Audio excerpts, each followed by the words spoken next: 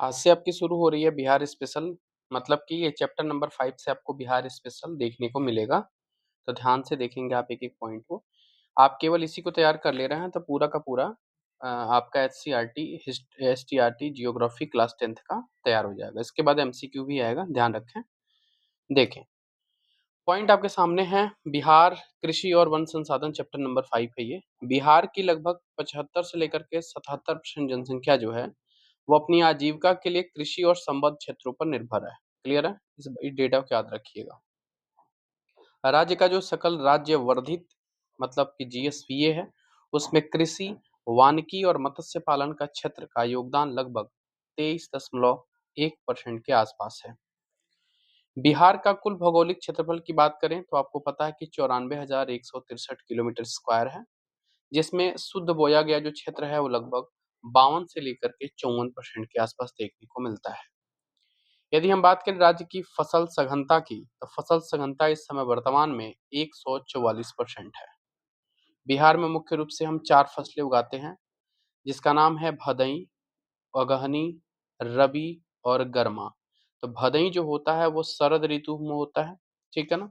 वो मई जून से लेकर के अगस्त सितंबर। भदई का चावल भी आपने नाम सुना होगा। अगहनी का बात करें, ये अगहनी चावल भी होता है इसमें।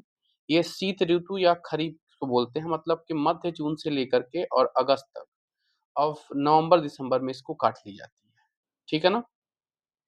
यदि हम रबी की बात करें तो ये बसंत ऋतु में होता है, अक्टूबर नवंबर से शुरू होता है, अप्रैल में काट लिया जाता है इसको।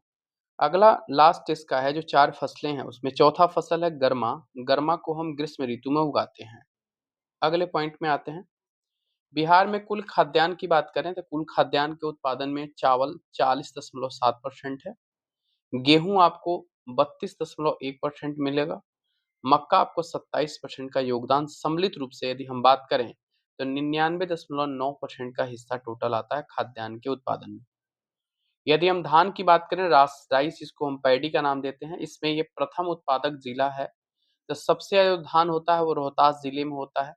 यदि हम बात करेंगे एसआरआई विधि के कारण, जो एक एसआरआई विधि होती है, इसी विधि के कारण बिहार में धान की उत्पादकता में भारी वृद्धि दर्ज की गई है। उसके बाद से हम गेहूं की बात करते हैं। गेहूं बिहार की दूसरी सबसे बड़ी खाद्य फसल के अंतर्गत आती है।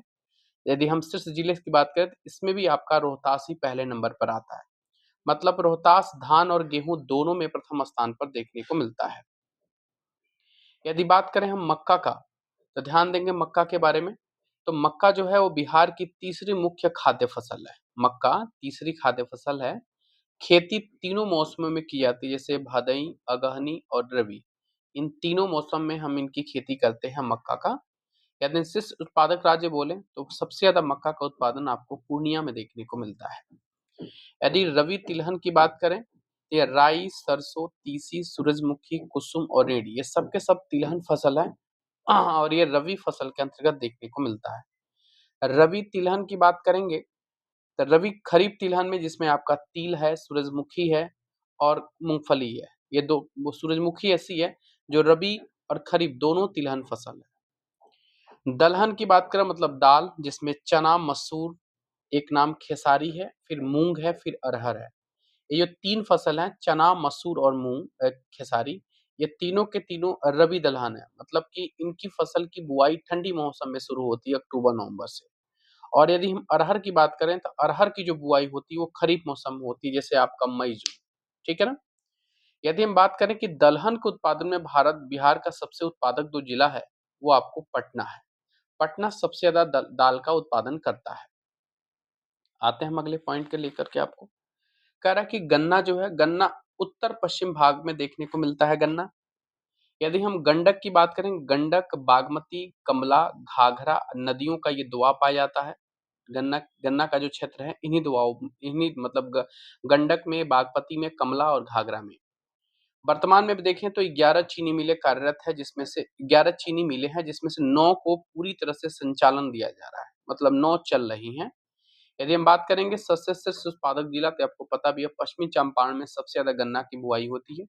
दूसरे स्थान पर पूर्वी चंपारण आता है। यदि हम जूट उत्पादक जिलों की बात करें तो इसमें शीर्षतम जो जिला है वो पूर्णिया है। अभी आपने देखा पूर्णिया मक्का के उत्पादन में भी पहले स्थान पर है, ठीक है। बिहार जूट उत्पादन में भारत में दूसरा स्थान है। तो पहला स्थान कौन है? पहला स्थान आपका पश्चिम बंगाल है। ठीक है ना? अगले पॉइंट की तरफ आते हैं।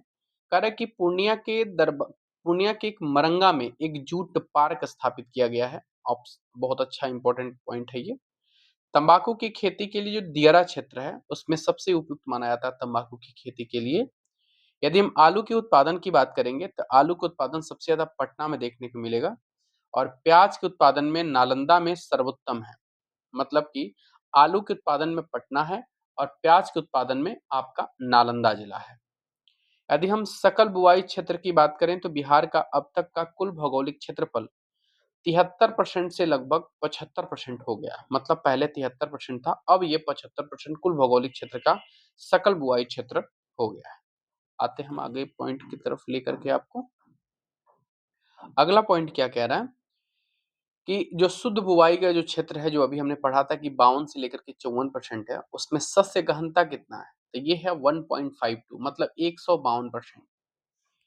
बात करेंगे सब्जी के उत्पादन में तो बिहार इस समय मतलब प्रेजेंट हालात की बात करें तो बिहार चौथे स्थान पर आता है सब्जी के उत्पादन में। बिहार दुनिया और भारत का लगभग 90% से अधिक हिस्सा मखाना अकेले उत्पादित करता है। ये भी आपको पता है, दुनिया का और भारत का 90% से अधिक मखाना आपका उत्पादन करता है बिहार। कह रहा है कि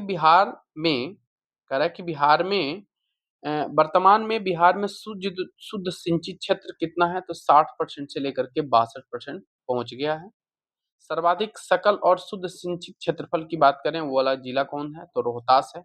और अभी हमने देखा रोहतास में गेहूं और रोहतास में चावल।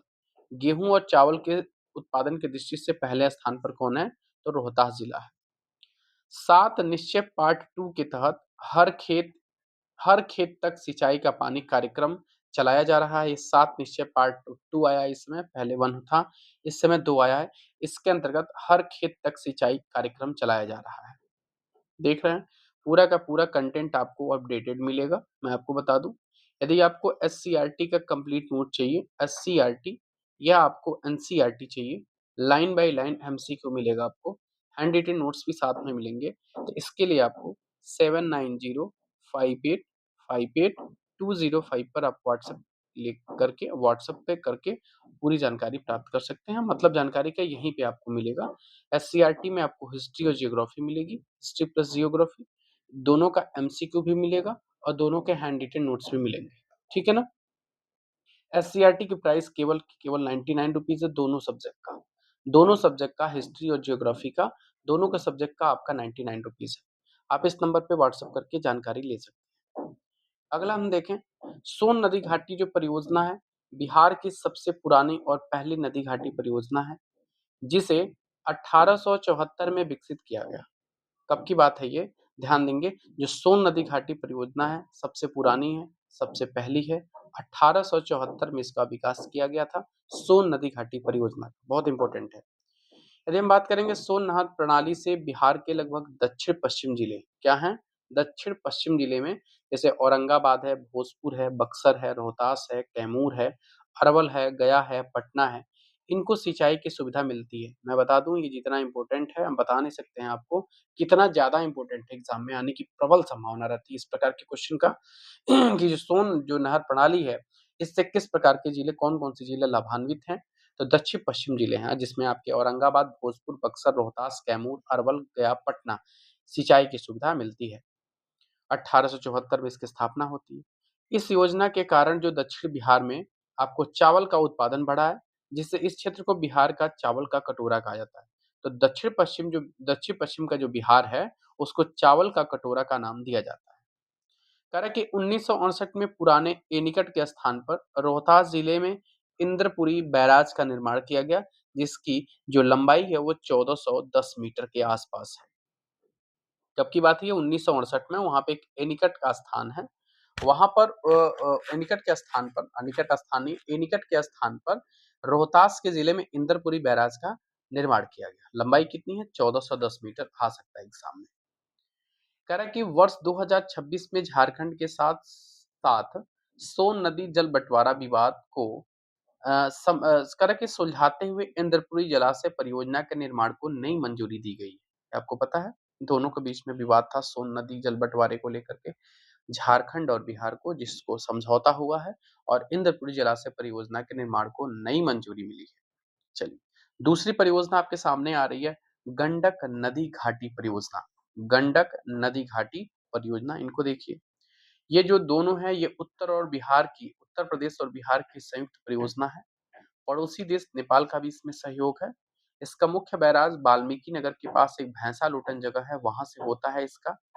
गंडक नदी की बात करें तो उत्तर प्रदेश से बहते हुए बिहार के मैदानी भागों में जैसे गोपालगंज, मुजफ्फरपुर और सारण में बहते हुए अंत में जाकर के गाजीपुर में आकर के, गाजीपुर हाजीपुर बोले या सोनपुर बोले, इसके पास गंगा नदी में आकर के मिल जाती है।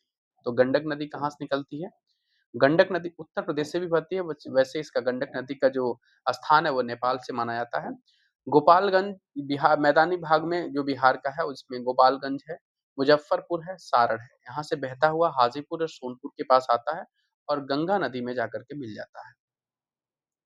यदि हम बात करें वाल्मीकि जलाशय की, तो इसके जलाशय के पूर्वी भाग से निकली पूर्वी मुख्य नहर को तिरहुत नहर भी कहा जाता है, जो गंडक नदी के समांतर बहती है। जो किसके नदी बहती है?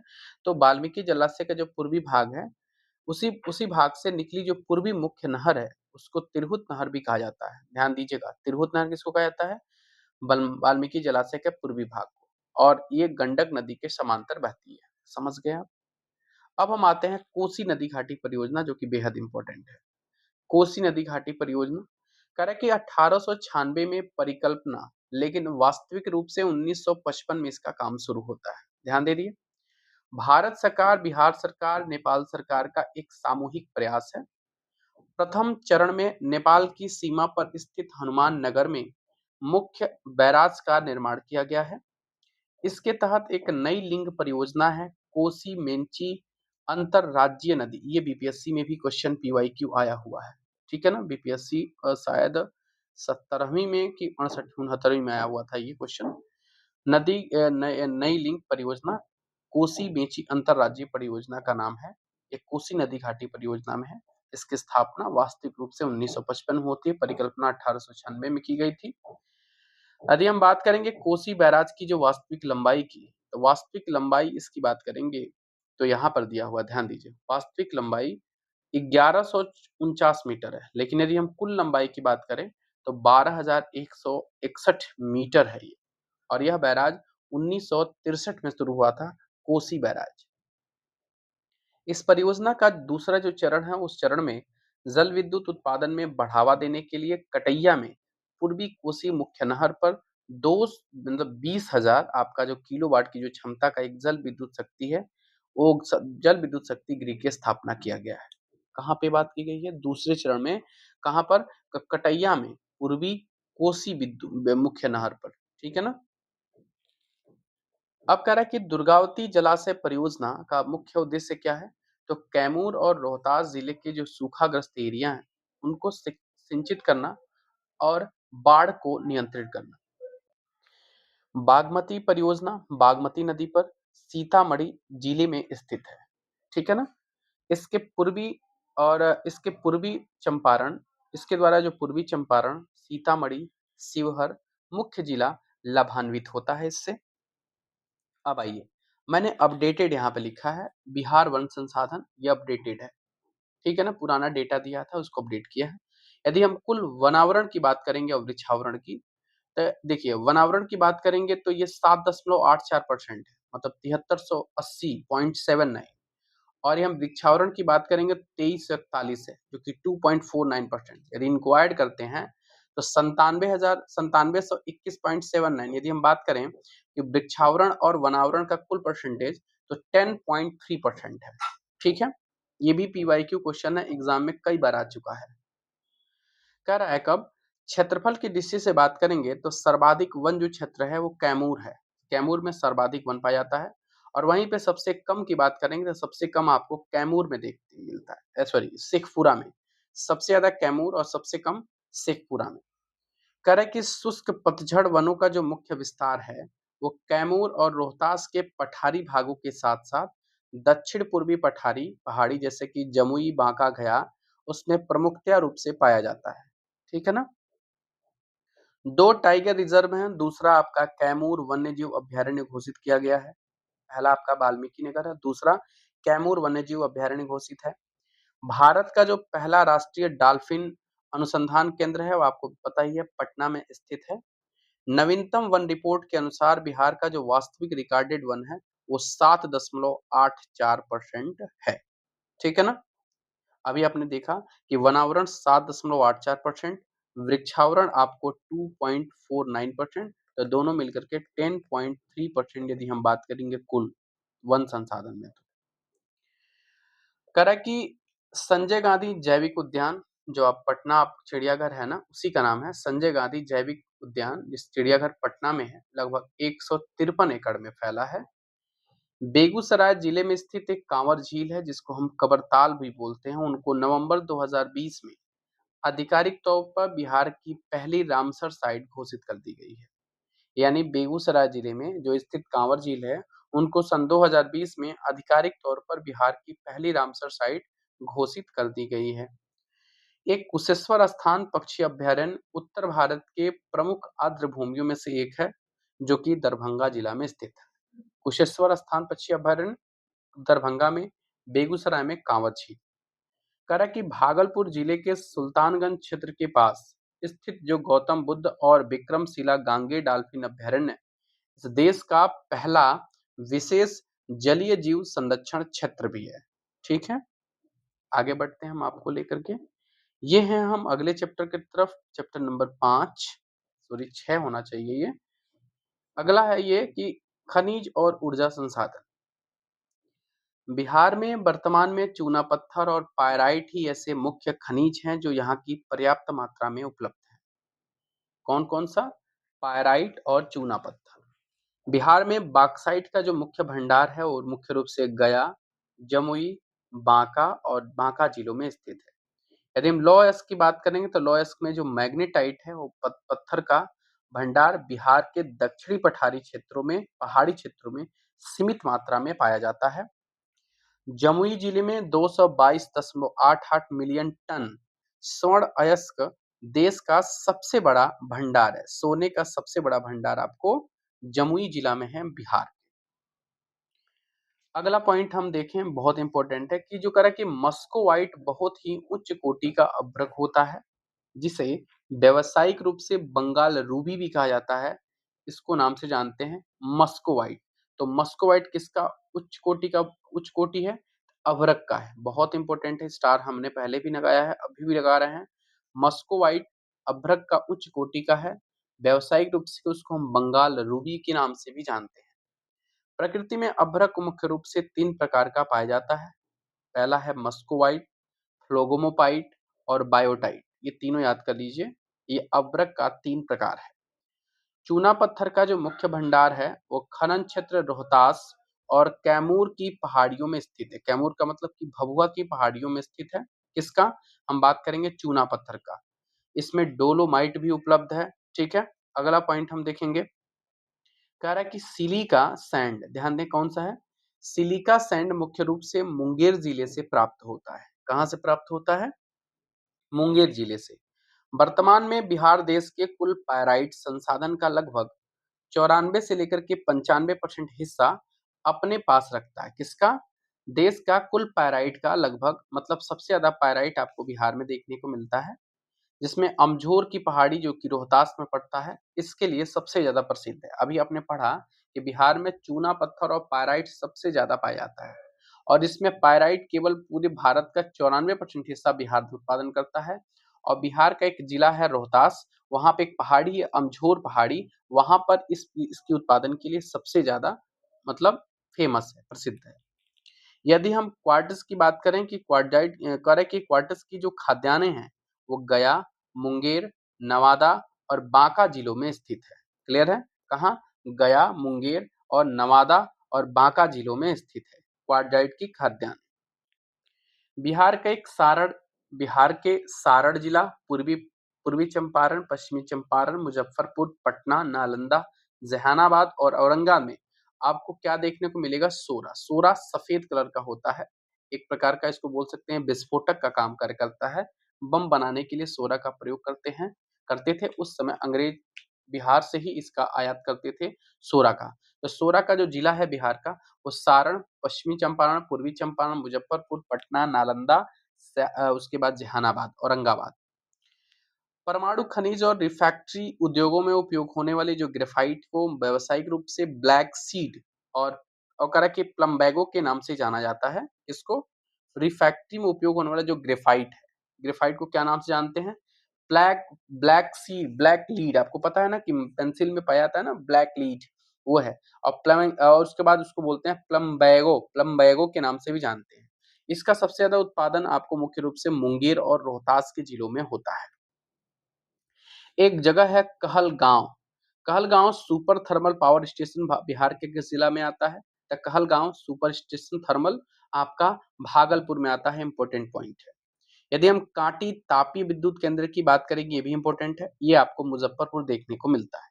बरौनी ताप विद्युत परियोजना सोवियत संघ के सहयोग से इसको लगाया गया था, और ये कहाँ पड़ता है? तो बेगूसराय में है। यदि हम बात करेंगे नबीनगर तापी विद्युत परियोजना, तो ये औरंगाबाद जिले में स्थित है, नबीनगर। क्लियर है हमारी बात? कह रहा है कि डेहरी, डेहरी का मतलब होता है रोहतास, वारुड़ औरंगाबाद, वाल्मीकि नगर पश्चिमी चंपारण, कटैया सुपौल की एक लघु जल विद्युत परियोजनाएं हैं जो बिहार राज्य का जल विद्युत निगम के अधीन संचालित है। डेहरी कहाँ है? रोहतास में। वारुण कहाँ है? औरंगाबाद में। वाल्मीकि नगर पश्चिमी चंपारण में। कटैया सुपौल में। ये सभी सभी लघु जल विद्युत परियोजना है, और यह क्या करता है? जो बिहार का जल विद्युत निगम है, उनके अधीन ये संचालित होता है। तो बस इसका नाम याद रखिएगा, जैसे नबीनगर तापी परियोजना अभी मैंने बताया औरंगाबाद, बरौनी आपको पता है बेगूसराय, अभी डेहरी, डेहरी रोहतास में, वारुड़ औरंगाबाद में, वाल्मीकि नगर तो पता ही। बिहार में गैर परंपरागत और नवीकरणीय ऊर्जा के जो विकास के लिए बिहार नवीकरणीय ऊर्जा विकास प्राधिकरण को राज्य की मुख्य नोडल एजेंसी बनाया गया है। जो गैर परंपरागत और नवीकरणीय ऊर्जा के विकास के लिए बिहार में कौन सी नोडल एजेंसी काम करती है? उसका नाम है BREDA, मतलब कि बिहार नवीकरणीय ऊर्जा विकास अभिकरण, मतलब कि रिन्यूएबल एनर्जी डेवलपमेंट अथॉरिटी। ठीक है ना? अब अगला पॉइंट आइए। अगला पॉइंट क्या है? ये भी आपका चैप्टर नंबर 5 ही है, उसी में दिया हुआ, जिस हिसाब से दिया मैंने उसी हिसाब से लिखा है। ये भी चैप्टर नंबर 5 का पार्ट है ये, जिसमें आपको बिहार में उद्योग और परिवहन की बात कराएगा। कह रहा है कि वर्तमान में बिहार की अर्थव्यवस्था में उद्योगों का योगदान बहुत तेजी से बढ़कर के 26.8 हो चुका है। यदि हम बात करेंगे देश की पहली चीनी मिल, तो 1840 में ही बेतिया में डचों के द्वारा लगाई गई थी। ये बहुत इंपॉर्टेंट है।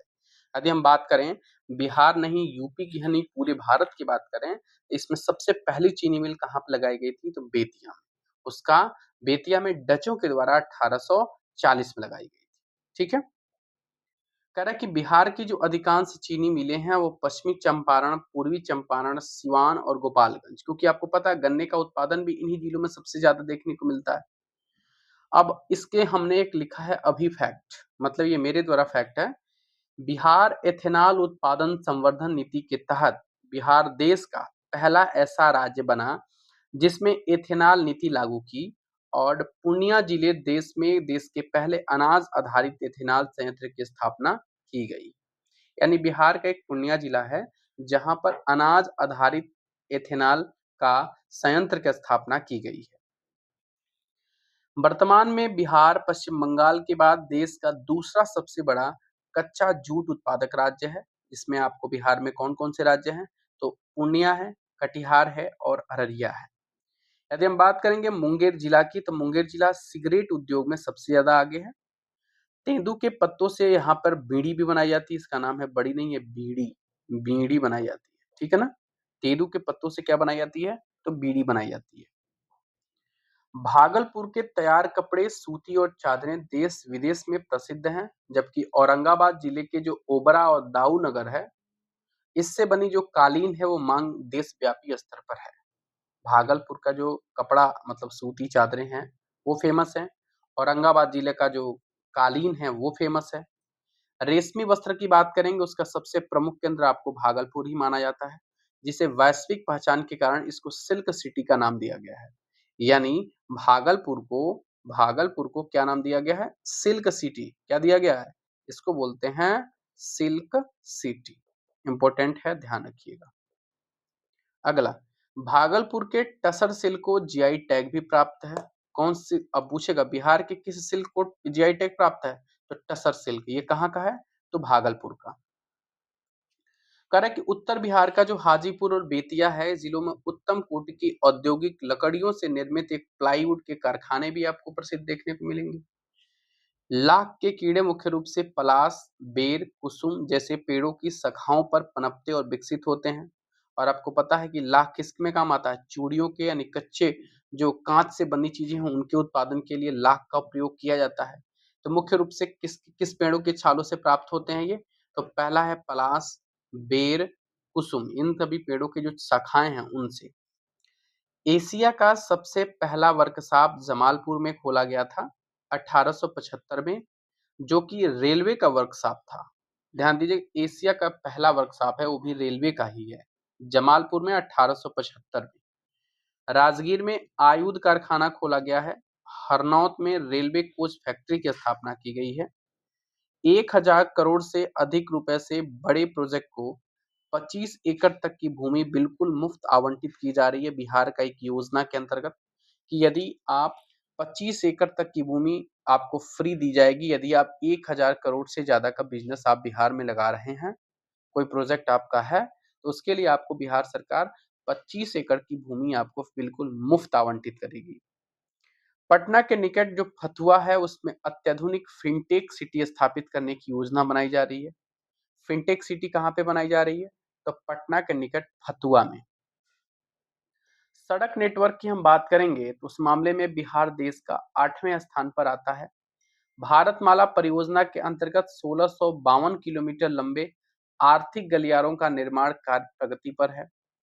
वर्तमान में बिहार का कुल सड़क नेटवर्क 3 लाख किलोमीटर स्क्वायर से भी अधिक है, जो 1947 में मात्र 2104 किलोमीटर स्क्वायर एरिया में दर्ज की गई थी। अब इस समय कितना है, 3 लाख, और सड़क मामले में 8वें स्थान पर बिहार आता है। NH2 को अब NH19 के नाम से जाना जाता है।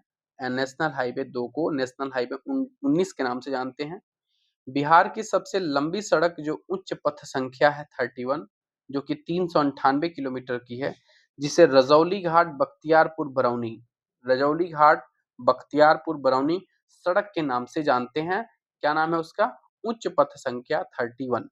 ये बिहार की सबसे लंबी सड़क उच्च पथ है।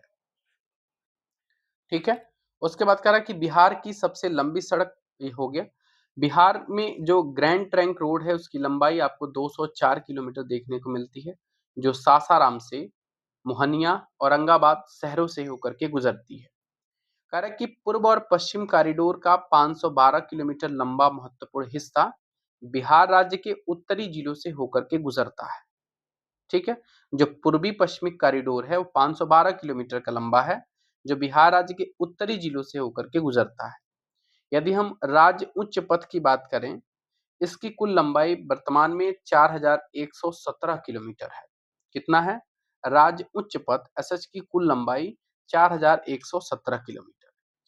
प्रधानमंत्री ग्राम सड़क योजना और मुख्यमंत्री ग्राम संपर्क योजना के तहत वर्तमान बिहार में ग्रामीण सड़कों का जो पक्का नेटवर्क बढ़कर 1.15 लाख किलोमीटर से भी अधिक हो गया है। यदि हम बात करेंगे जयप्रकाश नारायण अंतर्राष्ट्रीय हवाई अड्डे की, तो ये आपको पटना में देखने को मिलता है। राजगीर के रत्नागिरी पर्वत पर हम बात करें तो स्थित इसे विश्व शांति स्तूप जाने के लिए बिहार का सिंगल सीटर रज्जू मार्ग, जिसको हम रोपवे का नाम देते हैं, इसके साथ अब तक का एक नया आधुनिक 8 मीटर से 8 सीटर केबिन है। ये रज्जू मार्ग पर पूरी तरह से संचालित किया गया है। कहाँ पर, राजगीर में एक रत्नागिरी पर्वत है वहां पर। और जयप्रकाश नारायण अंतर्राष्ट्रीय हवाई अड्डा का नाम है जो पटना में है। और यदि हम बात करें कि मंदार हिल, क्या नाम है इसका, नंदार नहीं मंदार हिल है, ये बांका जिले में स्थित है। कहाँ पर है, बांका जिले में स्थित है। इसी में आपको बिहार के स्पेशल से लास्ट टॉपिक है जनसंख्या और नगरीकरण, इसको ध्यान दीजिएगा। यदि हम कुल आबादी की बात करेंगे 10, 40, 99, 452, जैसे मैं याद कर रहा हूँ वैसे याद करिए। मोबाइल नंबर की तरह बहुत लोगों का मोबाइल नंबर आप लोगों को पता भी होगा, तब ऐसे इसको भी याद कर लीजिए 10, 44, 99, 452। ठीक है ना। 2, 4, 6, 8, 9 नंबर का 1 नंबर कम ही है, तो 10, 40, 99, 452, 94, 163 आपका क्या है? तो आप क्षेत्रफल आपने पढ़ा है। आबादी की बात करेंगे 10, 40, 99, 452। जनसंख्या के आकार की दृष्टि से बात करें तो बिहार भारत में उत्तर प्रदेश और महाराष्ट्र के बाद से तीसरे स्थान पर आता है जनसंख्या की दृष्टि से, जो देश की कुल जनसंख्या का लगभग 8.6% हिस्सा आपके बिहार में निवास करता है। यदि हम घनत्व की बात करेंगे तो बिहार का जनघनत्व आपके 1106 है, जो कि भारत में पहले स्थान पर आता है। घनत्व का मतलब होता है कि 1 किलोमीटर स्क्वायर एरिया में कितने लोग रहते हैं, तो बिहार में 1106 लोग रहते हैं। वहीं पे पटना जिला सर्वाधिक जनसंख्या वाला, शेखपुरा सबसे कम जनसंख्या वाला। लिंगानुपात की बात करेंगे तो बिहार का लिंगानुपात 918 है। सबसे ज्यादा जो घनत्व है वो शिवहर जिला में है, 1880 व्यक्ति पर किलोमीटर स्क्वायर एरिया में रहते हैं। इसके साथ घनी आबादी और कैमूर में सबसे कम घनी आबादी है 488। मतलब घनत्व की दृष्टि से देखें तो शिवहर जिला सबसे ज्यादा है, लेकिन जनसंख्या में सबसे ज्यादा पटना है। और वहीं पे बात करें कि सबसे ज्यादा कम जनसंख्या आपको शेखपुरा में देखने को मिलता है, वहीं पे सबसे कम जनसंख्या घनत्व आपको कैमूर में देखने को मिलता है। ठीक है ना। राज्य की कुल जनसंख्या की बात करें तो उसमें 83.23% हिंदू हैं और 16.53% मुस्लिम हैं। नवीनतम आंकड़ों के अनुसार बिहार में जो जन्म दर है वो घट गई है, वो 25.8 हो गई है और मृत्यु दर आपकी 6.1 हो गई है। याद रखिएगा, इंपॉर्टेंट डेटा है ये। ठीक है। शिवहर, शेखपुरा, लखीसराय जिलों में जनसंख्या का प्रतिशत राज्य की कुल आबादी का लगभग 1% से भी कमी है। मतलब कि 0.61% से 0.96% दर्ज है, जिससे ये बिहार के न्यूनतम आबादी वाले जिलों के अंतर्गत आते हैं। क्लियर है हमारी बात। यदि हम उच्च घनत्व वाले जिलों की बात करेंगे, सबसे ज्यादा उच्च घनत्व तो मुजफ्फरपुर, समस्तीपुर, आपके गोपालगंज और मधुबनी है। यदि हम बात करेंगे मध्यम घनत्व वाले जो जिले हैं वो पूर्वी चंपारण, भोजपुर, बेगूसराय, खगड़िया और भागलपुर है। यदि हम कम घनत्व वाले देशों की बात कम घनत्व वाले जिलों की बात करेंगे तो पूर्णिया, कटिहार, अररिया, गया, नवादा, औरंगाबाद और रोहतास। ये आपके जनसंख्या नगरीकरण से जो क्वेश्चन आपके बुक में थे, जो अपडेट करके हमने आपको सामने प्रस्तुत की हैं, वे हैं। यहीं पे बिहार स्पेशल जो तो धीरे धीरे खत्म होता है, लेकिन अब आता है खंड क, जो कि खंड ख। दो खंड क है, दो खंड है, खंड क और खंड ख। बहुत लंबा है क्लास 10th का। अब हम इसको क्या करेंगे, अब यहाँ से पढ़ते हैं खंड क से। यहाँ से ध्यान दीजिएगा, ये अगली वीडियो में आपको मिल जाएगी ये।